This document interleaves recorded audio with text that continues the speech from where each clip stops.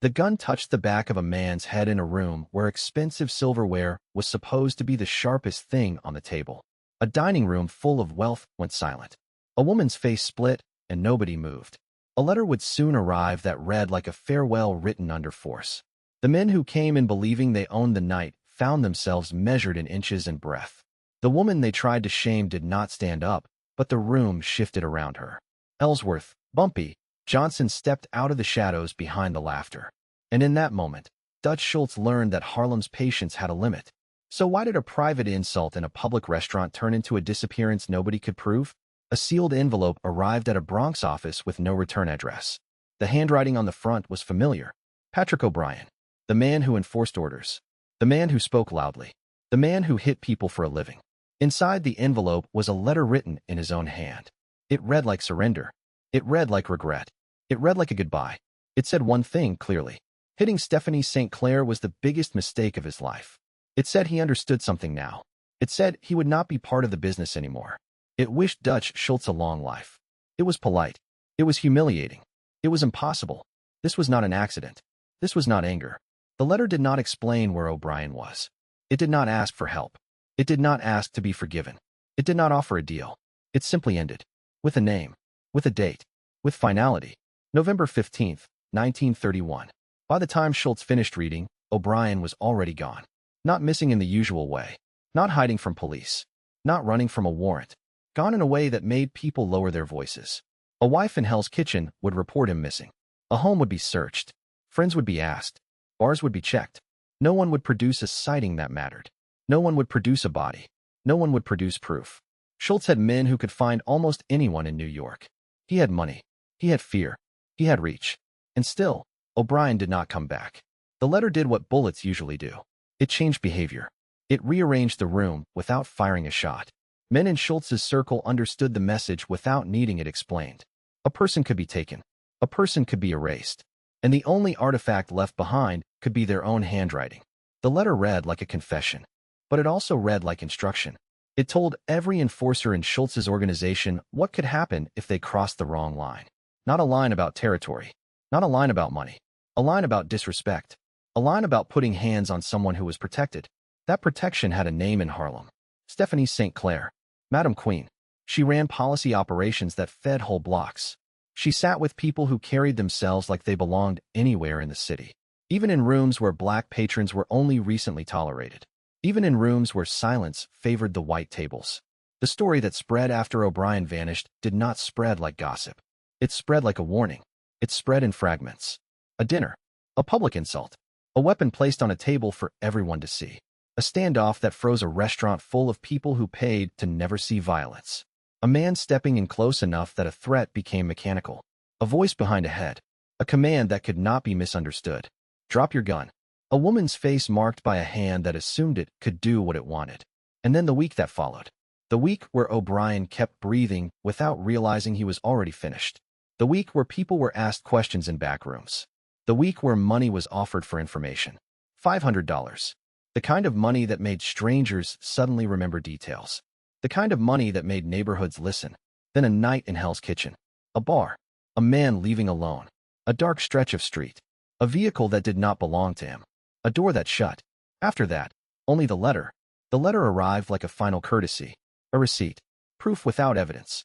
Schultz did what men like him always did when they felt a loss they could not reverse. He raged in private. He demanded answers. He offered rewards. He pushed for pressure. He searched for what could not be found. But the city did not produce O'Brien. Not alive. Not dead. Just gone. The message did not need blood in the street. It did not need a headline. It did not need a courtroom. It needed only absence. And a piece of paper. Harlem heard about it. So did the Irish neighborhoods. So did the runners and collectors who handled small bets and lived on smaller margins. So did the men who thought intimidation was the only language that worked. After the letter, intimidation had a new cost. Not theoretical. Not later. Not someday. Immediate. Untraceable. Permanent. This was not an accident. This was not anger. This was a decision made with time and patience. A punishment designed to be talked about. A punishment designed to be impossible to prosecute. A punishment designed to survive as a story long after the original paper was destroyed. And it did not stop there. Because the disappearance was not the beginning of the war. It was the announcement that a war was already being prepared. To understand how this happened, we have to go back. Harlem, New York. In the early years when the city pretended it was modern. When music traveled farther than opportunity. When a black neighborhood could be famous and still be treated as separate. There were streets where money moved quietly. And there were streets where money was watched. Harlem had its own economy. Not on paper. In envelopes. In back rooms. In small storefronts. In the hands of runners who learned to memorize, not write. The numbers game was not a pastime. It was structure. It paid rent. It covered hospital bills. It kept churches open. It fed families who were shut out of banks and hiring offices. It also built power. Power that did not come with protection. Downtown, the rules were different. The rules were always different. Manhattan had rooms where wealth sat close together. White wealth, old wealth, new wealth. And in those rooms, black money was treated like a problem to be managed. Not respected. Managed. Some places began to allow wealthy black patrons. Not because the city had changed. Because their money was useful. The permission was conditional. It could be taken back. It could be made humiliating. A reservation could be honored. And still, a person could be made to feel like a guest in their own country. That was the point. A restaurant like Locked Door could serve expensive meals and still run on an unwritten law. You can sit, but you do not belong. You can pay, but you do not speak as if you own anything. You do not raise your voice.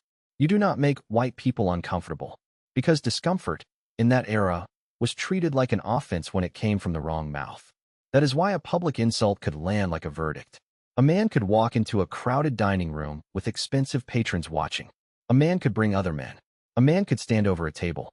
A man could speak loudly. And the room could choose silence. Not because they agreed. Because they understood the risk.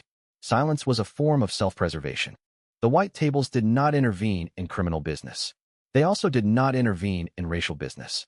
In those years, the line between the two could disappear. A threat could be delivered as a joke. A gun could be presented as a prop. The message could be made in front of witnesses. And the witnesses could decide they saw nothing. That was not just fear of violence. It was the comfort of distance. It was the belief that what happened to black people was not their responsibility.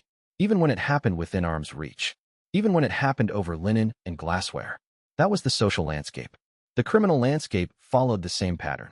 Harlem's policy operators were tolerated until they became profitable enough to be targeted. White racketeers did not need to understand Harlem to want Harlem. They needed only to know the numbers. Cash. Daily. Reliable. A machine that printed money out of hope and habit. To men like Dutch Schultz, that kind of operation was not Harlem's. It was available. And the method of taking it was not negotiation. It was demonstration.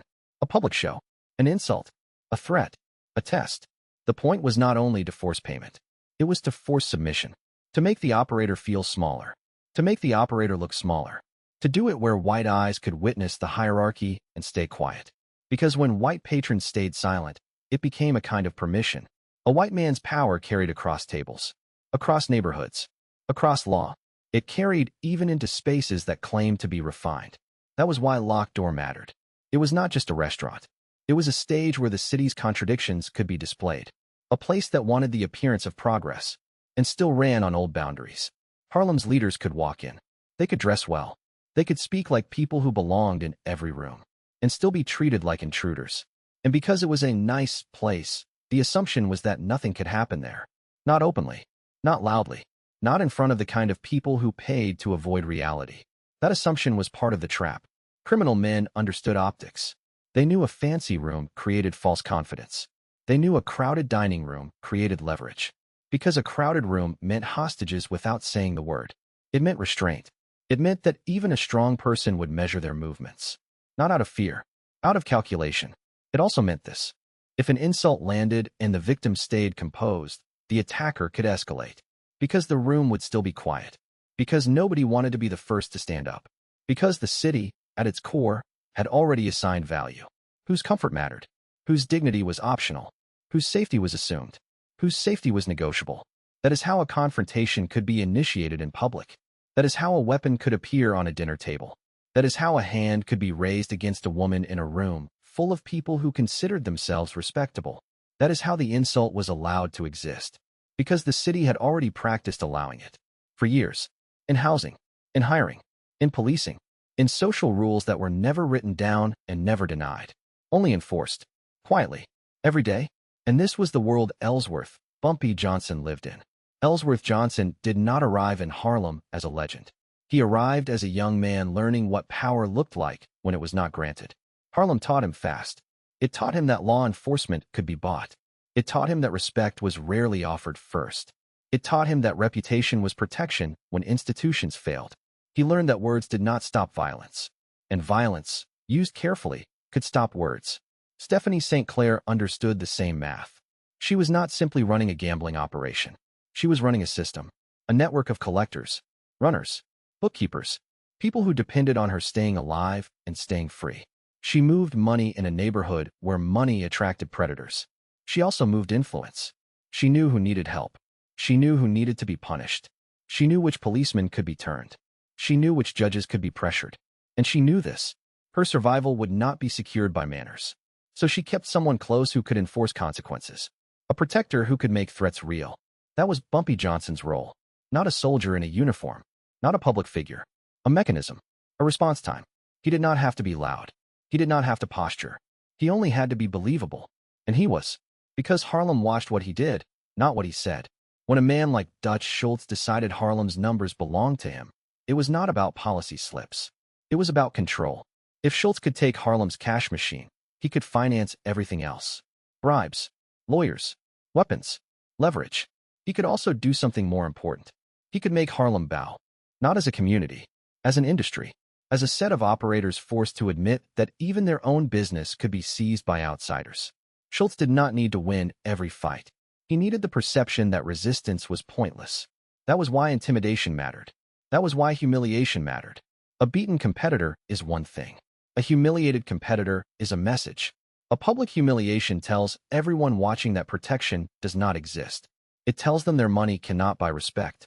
It tells them their pride cannot be defended. The locked-door dinner was supposed to be safe because it was public, because it was white, because it was expensive, because violence was considered bad for business. But Schultz was not there to do business politely. He was there to show St. Clair that the city's finest rooms would not save her. He was there to show her associates that sitting at a white table did not make them immune. He was there to show the white patrons that they could watch and remain comfortable. Because they would. He was right about that part. The insult did what it was designed to do. It tested her composure. It tested her nerve. It tested whether she would accept being reduced. She did not. She answered with a gun. Not theatrically. Directly. The standoff was a rare moment. Two sides recognizing mutual risk. A crowded room. A single trigger pull could become a slaughter. Schultz's calculation was simple. He believed she would not shoot. Not there. Not in front of witnesses. Not with the full weight of the law ready to crush a black woman who killed a white man in a luxury restaurant. That belief was another form of dominance. It was racism turned into strategy. And for a moment, it worked. Until O'Brien moved. O'Brien did not act like a negotiator. He acted like an enforcer who thought the room belonged to him. He closed distance. He struck her. He knocked her weapon away. And in that instant, the confrontation stopped being about business. It became personal. Not because of pride. Because physical assault is a line that changes everything. It turns threats into inevitability. It tells the victim that survival is now the only question. It also tells the protector something else. If you do nothing now, you will never regain control. Bumpy Johnson came back from the restroom into the aftermath. He did not walk into a negotiation. He walked into a violation. A woman he was sworn to protect had been struck. In public. In a room full of witnesses. By a man backed by Schultz. And Schultz was still standing there as if it was entertainment. Bumpy did not shout. He did not announce himself. He placed cold metal against the back of Schultz's head. Close. Certain. A position that eliminated chance. And then he spoke. One clean sentence. A promise. A condition. If it happened again, Schultz would die in that room. The room understood what that meant. It meant a new set of rules had entered the restaurant. The rules were no longer written by the white tables. They were written by the person holding the most immediate power. Schultz's men hesitated because they knew the geometry. If they reached, Schultz died. If they drew, Schultz died. If they fired, the room became chaos. And the one thing Schultz valued more than pride was survival. So Schultz complied. He put his gun down. He ordered O'Brien back. It was not surrender. It was triumph. Schultz left with his life. But he left with something else. A debt. A humiliation of his own. Because a black man had controlled him in front of witnesses. Not with speeches. With positioning. With certainty. Bumpy did not celebrate it. He did not linger. He understood police would come. He understood witnesses could be pressured. He understood the city did not treat him fairly. So he moved. He helped St. Clair stand. He saw the split lip. He saw the blood. He listened when she spoke one clear request. Find the man who hit me. That request was not revenge as emotion. It was discipline. A lesson. A correction. Because if O'Brien was allowed to walk away from hitting her, every other enforcer would learn the same behavior was safe. And Harlem would be forced into the posture Schultz wanted. Fear. Submission. Silence. Bumpy nodded. Because he understood how reputations are built. Not by what you claim you will do. By what people hear you already did. And that is why he did not look for O'Brien casually. He made it priority. He mobilized men. He offered money. He turned the search into an inevitability. 30 men. Working bars. Working corners.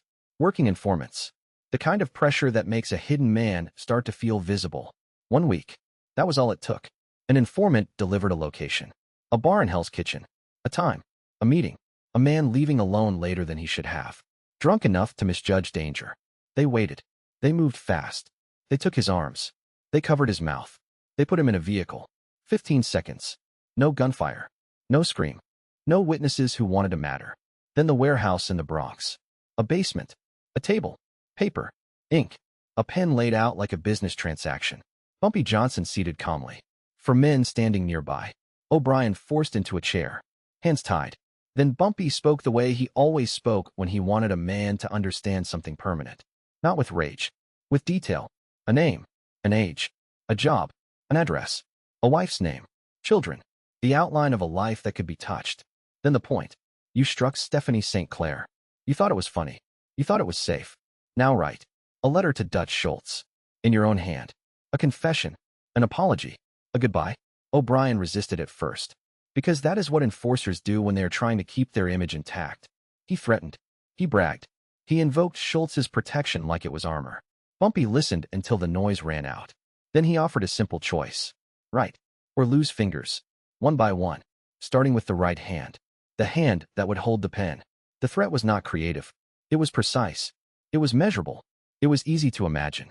O'Brien understood. He nodded. He wrote. His handwriting shaking. His body failing him. 30 minutes to produce the words. 30 minutes to write his own humiliation. His own goodbye. His own admission that the strike was a mistake. Bumpy took the paper and read it like a clerk checking a receipt. Then he explained what the letter meant. Dutch would read it. Dutch would wonder where you are. Dutch would look. Dutch would not find you. Because you will not be found. Not a promise made for effect. A statement of procedure.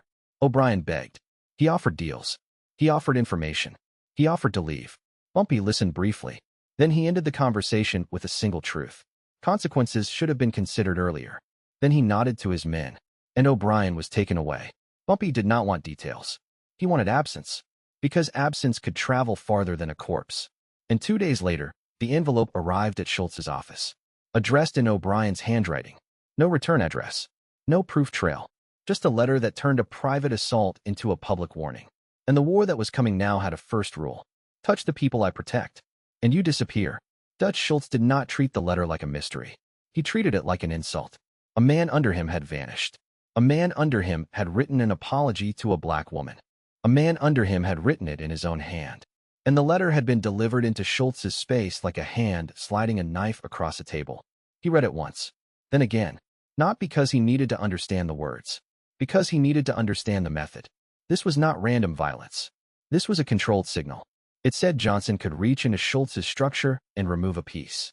It said Johnson could do it without leaving anything the police could use. It said Johnson could force obedience before removing the man. A confession first. A disappearance second. That order mattered. It meant humiliation was part of the punishment. Not just death. Schultz destroyed the original letter. That is what men like him do when they are furious and careful at the same time. They erase the paper. They keep the message. Then they use the message.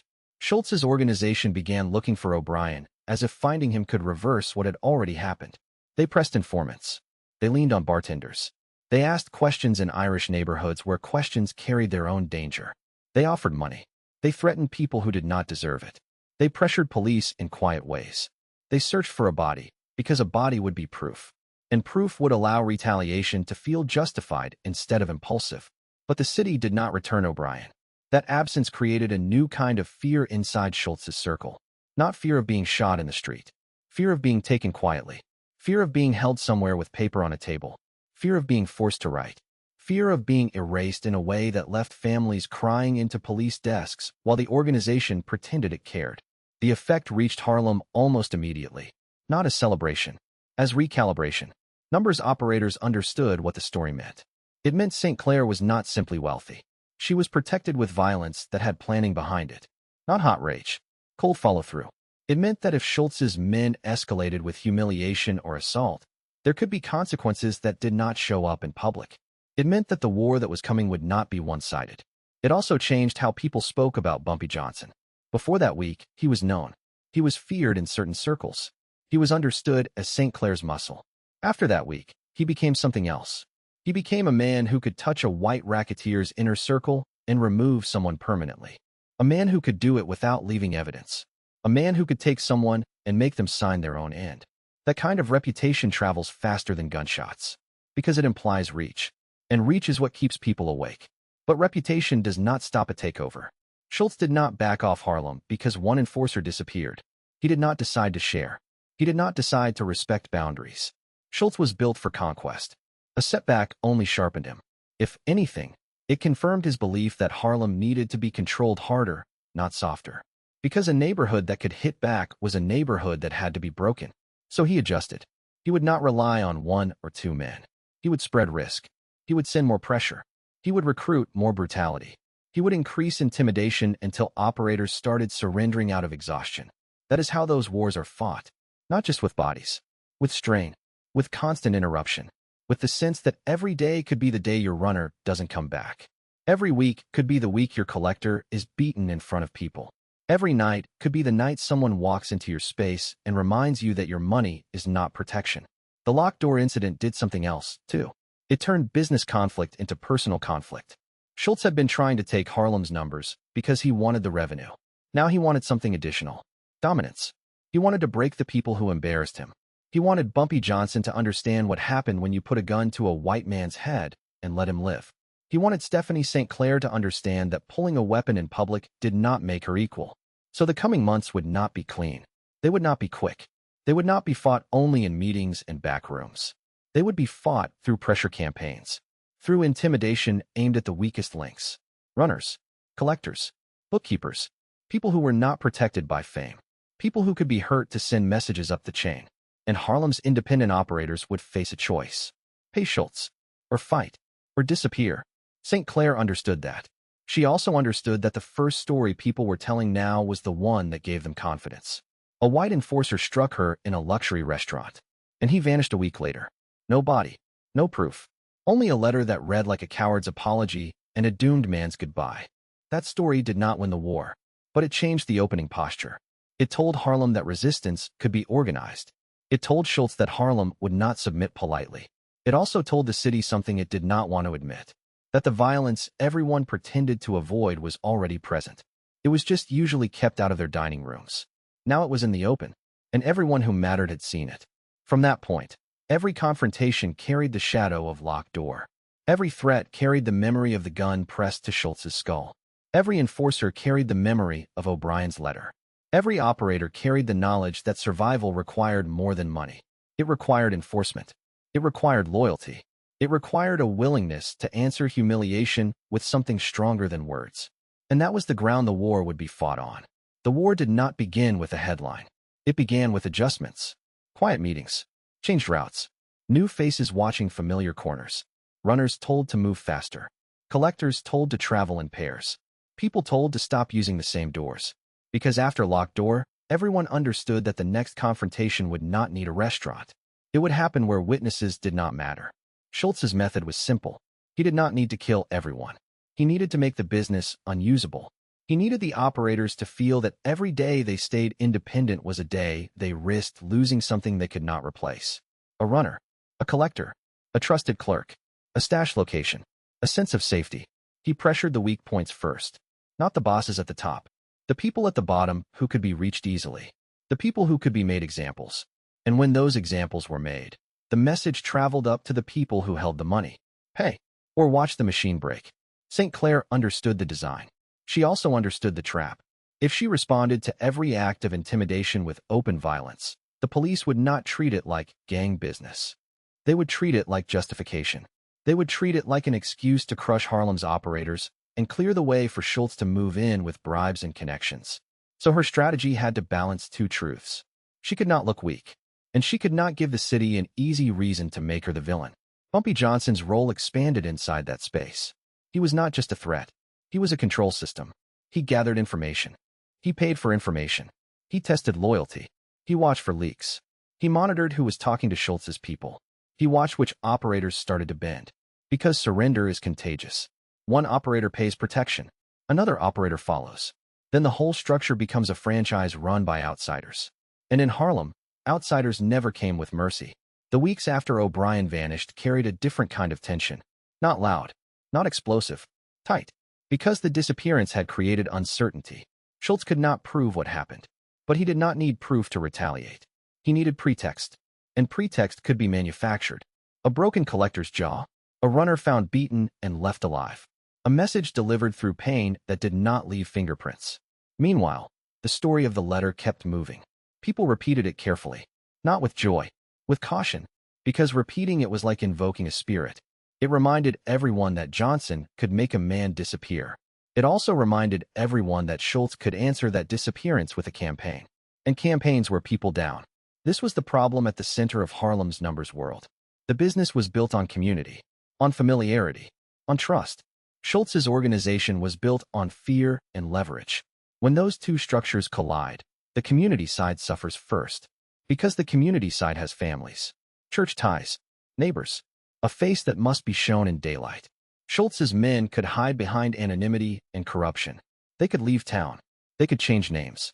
They could lean on police who would not care about Harlem's suffering.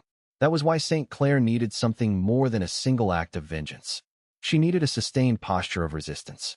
She needed operators to believe they had a chance. Not a guarantee, a chance. So she did what strong organizers do under pressure. She spoke, not in speeches, in instructions, in private conversations, in warnings. She pushed unity. She discouraged surrender. She reminded bankers that once Schultz owned the machine, he would squeeze them until they bled. He would not stop at a percentage. He would take the whole thing. And then he would discard whoever was no longer useful. Bumpy supported that message the only way his world allowed. He created consequences for betrayal. Not theatrical. Targeted. Enough to keep people from switching sides casually. Enough to make informants hesitate. Enough to keep some fences unbroken. But even with unity, a war like this develops its own gravity. Because money attracts violence. And violence attracts more violence. The more Schultz pressed, the more Harlem had to respond. And every response increased risk. More police attention. More surveillance. More informants. More reasons for the city to pretend the problem was black criminality instead of organized white invasion. That is how the narrative was always framed. That is how Harlem was always blamed for what was done to it. The locked door incident had given Harlem a myth of protection. A story where a white enforcer struck a black woman and paid with disappearance. But myth cannot replace logistics. Logistics decide wars. Who can pay lawyers? Who can replace men? Who can buy police silence? Who can afford to lose a week of business? Schultz had cash and connections outside Harlem. He could take losses and continue. Harlem's independent operators were tied to their streets, their people, their routines. They could not simply relocate. They could not simply disappear without losing everything. So pressure mattered. Every disrupted day mattered. Every threatened collector mattered. Every frightened runner mattered. And that is what the war was really about. Not bullets. Control of movement. Control of fear. Control of who could operate without interruption. St. Clair began to move differently. She could not live like a queen in public and expect no one to target her. She had to become harder to reach. More careful with appearances. Less predictable. Not because she was afraid. Because predictable is a vulnerability. Bumpy became more visible in one way. He was seen more often near her. He was seen more often near the business. He was seen more often in places where being seen was itself a warning. But he also became less visible in another way. His operations moved into shadows. His retaliation moved through intermediaries. His name was used carefully, because a name spoken too loudly attracts the wrong kind of attention. By the time the city entered the mid-1930s, the atmosphere had changed. It was no longer a question of whether Schultz would try to take Harlem's numbers. It was how far he would go. and how long Harlem could keep paying the cost of resisting. The locked door night did not end anything. It set expectations. It told Schultz that humiliation would be answered. It told Harlem that protection existed. And it told everyone watching that this conflict would not stay polite. From there, every move became preparation for the next escalation. Because in that world, once a war begins, the only safe assumption is that it will get worse. Schultz did not need Harlem to love him. He needed Harlem to comply. He needed the runners to keep running. He needed the collectors to keep collecting. He needed the bankers to keep paying. And if they did not, he needed the streets to teach the lesson for him.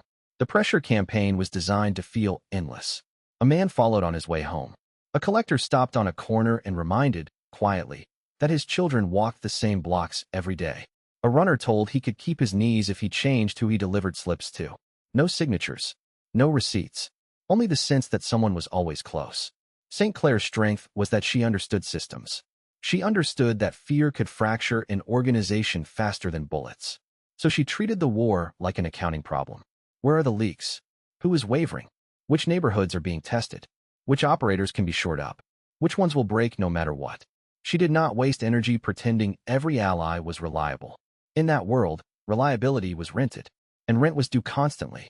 Bumpy Johnson became the hinge between her strategy and the street. He was not only enforcement. He was intelligence. He listened. He paid. He watched who started speaking differently, who suddenly had extra money, who stopped showing up where they used to. He understood that the first sign of surrender is not a payment. It is a change in behavior. People stop looking you in the eye. People stop using your name. People begin to sound cautious in ways that do not match the weather. And when he identified those shifts, he acted. Sometimes he acted with a visit. Sometimes he acted with a warning delivered through someone the target trusted. Sometimes he acted by removing a problem quietly. Not in public. Not in ways that created a spectacle. Because spectacle was what Schultz wanted. Schultz wanted Harlem to look like an uncontrolled criminal zone.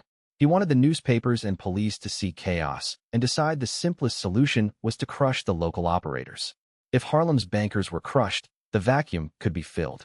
That is how takeovers happen, not only by force, by using law as a weapon against the people least protected by it. Schultz also adjusted his own image. He positioned himself as inevitable. He spoke to people as if resistance was childish, as if Harlem's operators were delaying what would happen anyway. That tone mattered, because inevitability is seductive. It offers a way out of constant fear. It offers a way to stop bleeding. If a numbers banker believed Schultz could not be stopped, then making a deal felt like survival, not betrayal. Schultz's men exploited that. They offered terms. They offered protection. They offered a share that would shrink later. They offered peace at a price that would rise. And some operators took it, not because they loved him, because they were tired, because their runners were being threatened, because their homes were being watched, because the police were suddenly present when they did not want them, because their own people were asking for relief.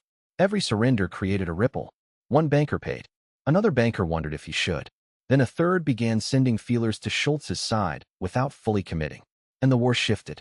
Not in a single day. In slow erosion. St. Clair fought that erosion the only way she could. She made examples of loyalty. She rewarded people who held the line. She protected those who were targeted. She moved money to keep damaged operations afloat. She reminded operators that once Schultz took full control, he would not stop at percentages. He would own their work. He would own their networks. He would own their future. And when he was done, he would not treat them as partners. He would treat them as conquered. Bumpy enforced the other side of the equation. He made it unsafe to hurt St. Clair directly. The locked door story did not disappear. It grew teeth over time. Because stories are how underworlds teach policy. The story said this. You can threaten her. You can insult her. But if you touch her, you may vanish. Schultz's men understood it. They could still attack her operations. They could still attack her people. But the line around her physical body had been drawn. That did not make her safe. It made her harder to kill. There is a difference. In wars like this, the leaders often survive. It is the infrastructure that suffers. The runners, the collectors, the minor figures who cannot afford protection. They become the battlefield. That was the cost St. Clair carried. Every day the war continued. She had to decide how many people could be exposed in order to keep the larger structure independent. It was not sentimental. It was arithmetic. Schultz also had a psychological advantage. He could bring outside force into Harlem. Men who did not care about Harlem's relationships. Men who did not fear being known. Men who were willing to use cruelty as entertainment. Because they did not have to live among the people they harmed. They could come in, do damage, and leave. Harlem's defenders did not have that luxury. They lived there. They had to walk those streets tomorrow. They had to keep the neighborhood from turning against them. Because public support mattered. Policy gambling survived because the community tolerated it. Because it paid for things the city refused to provide. If Harlem came to believe the numbers war was destroying their blocks, the operators could lose the only shield they truly had. Local acceptance. So St. Clair watched herself. She spoke carefully. She avoided open chaos when she could. She kept the business running.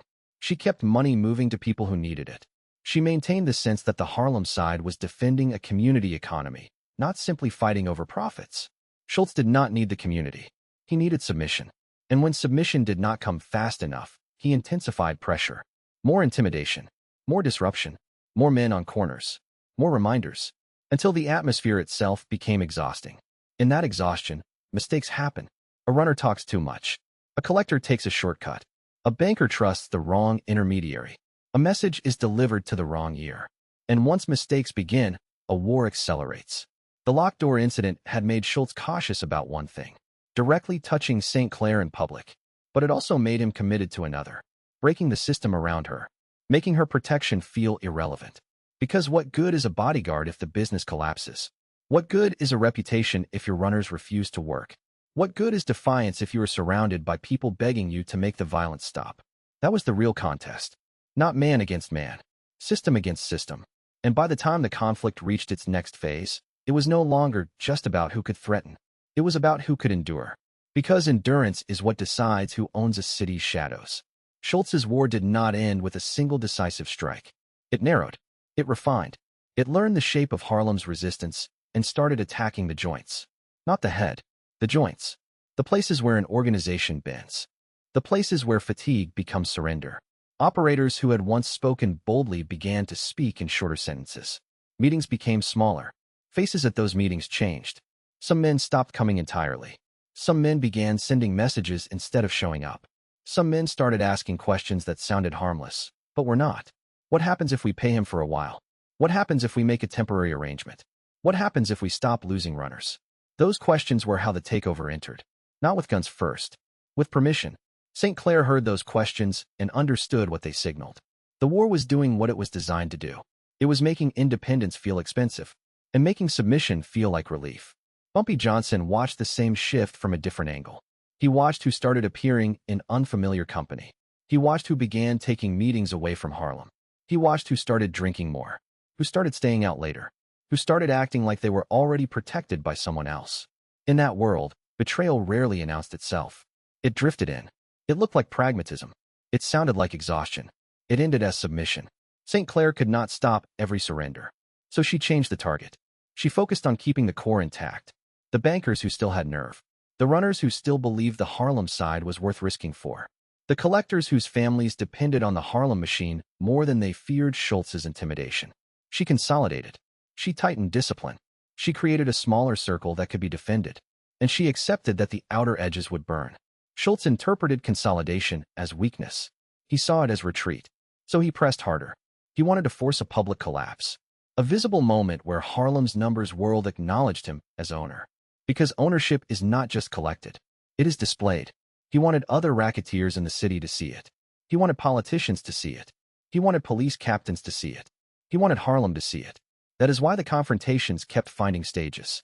Bars. Street corners. Club doorways. Places where whispers spread fast. Places where fear is contagious. But Schultz still respected one boundary after locked door. He did not let his men touch St. Clair the way O'Brien had. Not because he grew a conscience. Because he had seen what that kind of disrespect cost. He had seen a man vanish. He had read the apology. He had felt the humiliation. He did not want another letter written in someone else's shaking hand.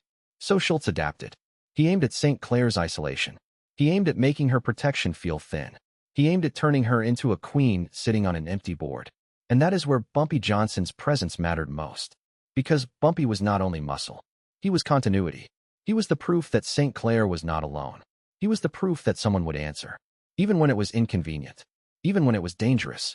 Even when the city would not sympathize with the answer. Yet even Bumpy could not be everywhere. No one could. That is the reality Schultz relied on. You cannot protect every runner. You cannot protect every collector. You cannot guard every corner of a business that depends on hundreds of small movements every day. So the war became a question of attrition. How many disruptions can the Harlem side absorb? How many losses can they cover? How much fear can they carry before their own people demand a deal? This was the moment where the story of O'Brien's disappearance became more than legend. It became policy. It became a tool St. Clair could use without showing a gun. A reminder that certain lines still carried consequences. It kept some men honest. It kept some men cautious. It kept some threats from becoming direct assaults. That mattered. Because in wars like this, preventing escalation is also a victory. But prevention is not the same as winning. And by the time the conflict reached its later phase, the contours were clear. Schultz could not easily remove St. Clair. Not without risking retaliation that would be felt inside his own organization. Not without creating an unpredictable response from Bumpy Johnson that could damage Schultz's authority. So Schultz did what strategic predators do. He went around the protected figure. He absorbed territory. He purchased surrender. He bled the infrastructure. He made the environment unlivable until choice became a word with only one meaning. And Harlem responded the way Harlem always had to respond. With improvised defenses. With loyalty enforced by reputation. With intelligence bought through cash and fear. With a constant balancing act between being strong enough to survive and quiet enough to avoid being crushed by the law. The result was not clean. It was not heroic. It was not a story of simple victory. It was a long grind that left damage behind it. Damage in bodies. Damage in trust. Damage in the neighborhood's sense of stability. But one thing remained consistent through that grind. St. Clair did not become submissive. And Bumpy Johnson did not become decorative. He remained what Schultz had met at locked door. A consequence. A man who could turn a private violation into a public warning. A man who could remove someone from the board and leave only absence behind. That did not stop the war. It shaped it. It forced Schultz to fight differently. It forced Schultz to calculate costs he had not expected when he first looked at Harlem and saw only money. And it meant that even as territories shifted and pressure mounted, there were still lines Schultz's side hesitated to cross. Not out of respect, out of fear of what came after. And that hesitation was the quiet legacy of that restaurant night. A night when a room full of wealthy patrons stayed silent. A night when a woman held a gun steady across a dinner table. A night when Bumpy Johnson pressed a pistol to Dutch Schultz's skull and spoke like a man stating terms. A night that made the war inevitable and made its rules permanent. The story lived because it solved a problem people could not solve openly. It turned a private humiliation into a public boundary. A man hit Stephanie St. Clair. A week later, that man ceased to exist. No body, no proof, only the echo of his handwriting. In Harlem, that mattered more than gossip. It was enforcement that could travel without a gunshot. It was a warning that could be repeated without admitting who repeated it.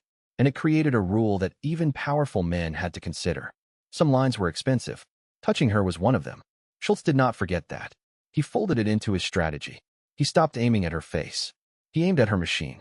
He aimed at her people. He aimed at the habits that kept money moving. Because if he could not remove St. Clair cleanly, he could still make her world unlivable. He could still force other operators to decide that survival meant surrender.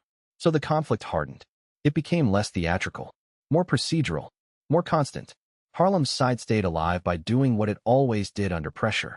Compress, adapt, hide, move the work into smaller rooms, move the trust into smaller circles, reward loyalty, punish betrayal, accept that the edges would be lost to keep the center from collapsing.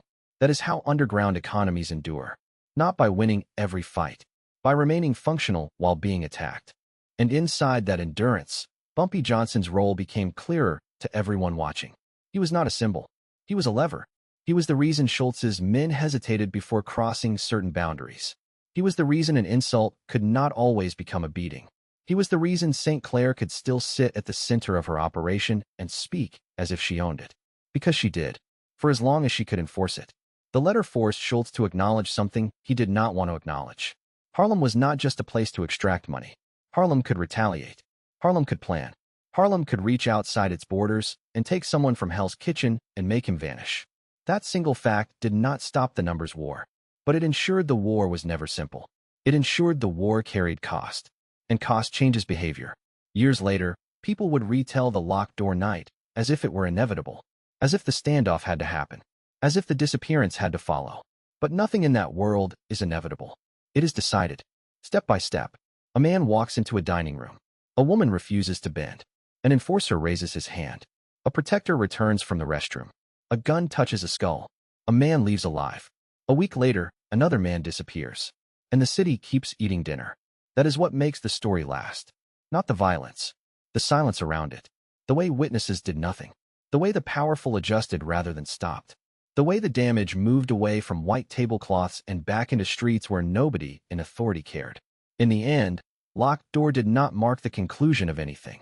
It marked the moment Harlem's independence became a direct challenge to a larger criminal machine. It marked the moment Schultz learned that taking Harlem would not be just collecting money. It would require breaking people who were willing to answer humiliation with consequences. And it marked the moment Bumpy Johnson stopped being seen as only a young enforcer. He became a permanent factor in the city's underworld calculus. A man whose threats were not performances. A man who could make someone write their own end, then remove them from the world, and leave nothing behind but fear. No court record, no body, no resolution. Only a lesson that could not be unlearned.